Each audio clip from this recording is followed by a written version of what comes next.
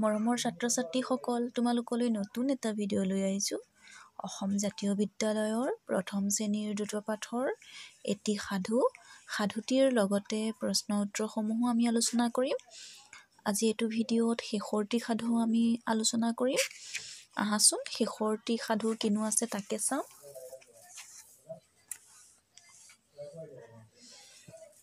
12 number সাধুটো খৰিকটীয়া আৰু জলদেৱতা। এসময়ত এজন দুখীয়া খৰিকটীয়া আছিল। তাৰ নাম কণপাই। তোমালোকে খৰিকটীয়া চিনি পোৱাই চাগে। খৰি কাটি জীৱন নিৰ্বাহ কৰা মানুহকে খৰিকটীয়া কয় ন। সি হাবিৰ পৰা খৰি কাটি আনে আৰু সেই খৰি বজাৰত বেচে। খৰি বেচি সি যি অলপ পইচা পায় তাৰে সি পৰিয়ালটো পোহপাল দিয়ে। এদিনৰ কথা, খৰি কাটিবলৈ বুলি কণপায়ে কৰকৰা ভাত এমুঠি খাই হাবিলৈ গ'ল। কৰকৰা ভাত বুজি পাইছাই, ঠাণ্ডা ভাত হয়নে নহয়? নৈৰ কাষত থকা এজোপা গছত কুঠাৰ মাৰিবলৈ আৰম্ভ কৰিছেহে মাথোন, হঠাতে তাৰ হাতৰ পৰা কুঠাৰখন পিছলি গৈ নৈৰ পানীত পৰিল। নৈখন আছিল বৰ দ।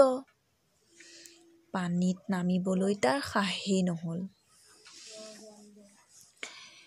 কুঠাৰখন হেৰুৱাই খৰিকটীয়া বিপাঙত পৰিল। তাৰ কি কৰিম কি নকৰিম তাৰ দুধুৰ-মুধুৰ লাগিল। যিহেতু কুঠাৰখন পৰি গ'ল ন, কুঠাৰখনেই তাৰ জীৱিকা যিহেতু।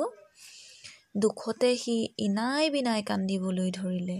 দুখ মনেৰে সি ক'বলৈ ধৰিলে, কুঠাৰখনৰ জহতে কোনোমতে পেটে ভাতে খাই আছিলোঁ।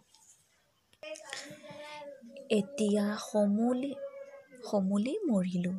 মোৰ মানুহজনী আৰু ল'ৰা-ছোৱালীকেইটি তেনেই আলাই আথানি হ'ব। নতুন কুঠাৰ কিনিবলৈও ফুটাকড়ি এটা নাই। ফুটাকড়ি মানে পইচা এটকাও নাথাকাত, গম পালানে?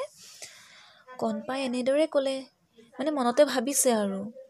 কণপাই বিননি জলদেৱতাই শুনিবলৈ পালে। বিনাই বিনাই তেনেকে কান্দি আছে আৰু। জলদেৱতা পানীৰ পৰা ওলাই আহিল। হাতত এখন সোণৰ কুঠাৰ লৈ কণপাইক সুধিলে, এইখন তোমাৰ কুঠাৰ নেকি? সোণৰ কুঠাৰ দেখি কণপায়ে ক'লে, নহয় নহয়, মোৰ দেউতা ঈশ্বৰ, মোৰ দৰে দুখীয়াই সোণৰ কুঠাৰ ক'ত পাম? কণপাইৰ কথা শুনি জলদেৱতাই পানীত বুৰ মাৰি ৰূপৰ কুঠাৰ এখন আনি ক'লে, এইখন চাগৈ তোমাৰ কুঠাৰ। কণপায়ে এইবাৰো ক'লে, এইখন মোৰ কুঠাৰ নহয়। জলদেৱতাই পানীত আকৌ বুৰ মাৰিলে। লোহাৰ কুঠাৰখন দেখুৱাই জলদেৱতাই সুধিলে, এইখন তোমাৰ কুঠাৰ হয়নে?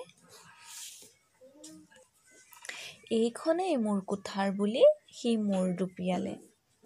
খৰিকটীয়াজনৰ সাধুতা দেখি জলদেৱতাই বৰ ভাল পালে আৰু তাক ৩খন কুঠাৰ দি দিলে। খৰিকটীয়াই সোণ-ৰূপৰ কুঠাৰ উপহাৰ পোৱা কথাটো গাঁৱত সকলোৱে জানিলে। সেই গাঁৱতে মনভাই নামৰ এজন লোভীয়া কমাৰ আছিল। কমাৰটো তোমালোকে গম পাইছাই যে কুমাৰ হ'লে মাটিৰ পাত্ৰ গঢ়োতাক কয় কুমাৰ। এতিয়া কমাৰ হয়, কমাৰ যিহেতু দা-কটাৰী গঢ়োতাক কয়। আৰু মনভাই নামৰ এই এজন লোভীয়া মানুহ আছিল। সেই মনভাইৰ আছিলে কমাৰ, দা-কটাৰী গঢ়োতা আছিলে তেওঁ।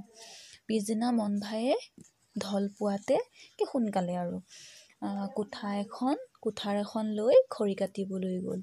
নৈ পাৰৰ গছ এজোপাত দুখাপমান মাৰি সি কুঠাৰখন পানীত পেলাই দিলে।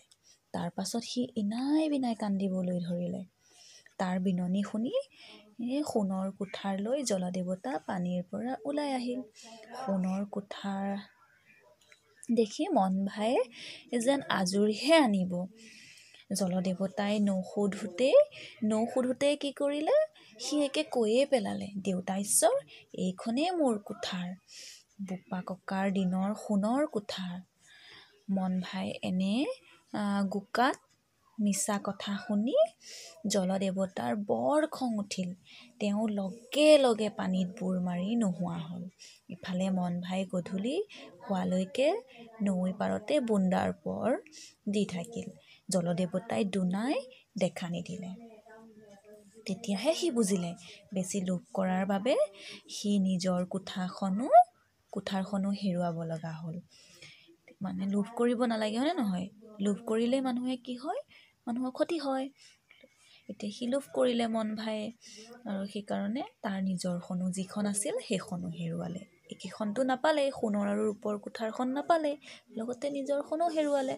এতিয়া চোৱাচোন, মুখে মুখে কৈছে যে দুখীয়া খৰিকটীয়াজনৰ নাম কি আছিল সুধিছে।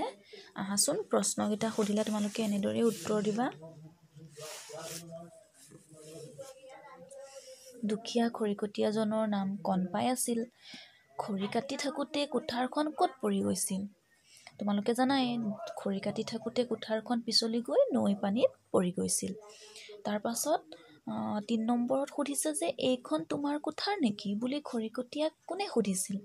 তোমালোকে এইটো কথা নিশ্চয় জানা যে এই কথাটো জলদেৱতাই সুধিছিল, হয়নে নহয়? তোমালোকে বাক্যশাৰী এনেদৰে লিখিব হ'লে লিখি ল'ব লাগে, কিন্তু ক'বলৈ হ'লে নক'লেও হয়। তোমালোকক যিহেতু সুধিব, মুখে মুখে সুধিব, সেইকাৰণে ক'লে হ'ল যে জলদেৱতাই সুধিছিল। লোভিয়া কমাৰজনৰ নাম কি আছিল বা? মন ভাই আছিলে, হয়নে নহয়? লোভিয়া কমাৰজনৰ নাম। জলদেৱতাই মন ভাইক কুঠাৰখন ঘূৰাই দিলেনে বাৰু? নিদিলে। জলদেৱতাই মন ভাইক কুঠাৰখন ঘূৰাই নিদিলে।